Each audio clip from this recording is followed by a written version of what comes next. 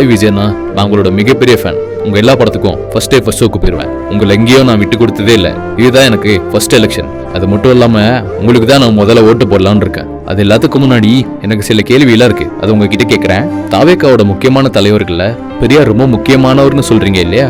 ஈரோடுல நீங்க மக்களை சந்திக்க போனீங்க. நீங்க ஈரோட தேர்வு செஞ்சதே அது பெரியாரோட மண்ணுன்னு தான். அதுல உங்க கட்சி கூட்டத்தை நடத்தி அவரோட கொள்கைகளை தூக்கி பிடிக்கணும் அப்படின்ற காரணமா மட்டும் தான் இருக்க முடியும்.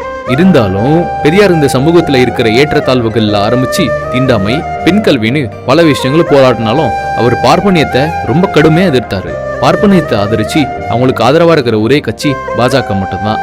அந்த பாஜகவோட கொள்கையால தான் இந்த கலவரம் எல்லாத்துக்கும் காரணம். இது வரைக்கும் நீங்க அவங்கள நேரடியா எதிர்க்கவே இல்லை. பெரியாரோட பேரை பயன்படுத்துற நீங்க பெரியார் எதிர்த்த பாதி அளவாவது நீங்க எதிர்த்திருக்கலாம்.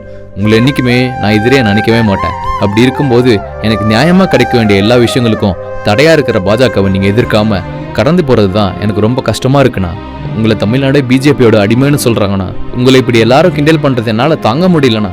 பிஜேபியை தயவு செஞ்சு எதிர்க்க பாருண்ணா. உங்களுக்கு தான் என்னோட ஆதரவுன்னு சொல்ல ஆசைப்பட்டா நீங்க அதுக்கான வாய்ப்பே தரமாட்டீங்கண்ணா. இப்படிக்கு உங்கள் நெஞ்சில் இருக்கும் நரேந்திரன்.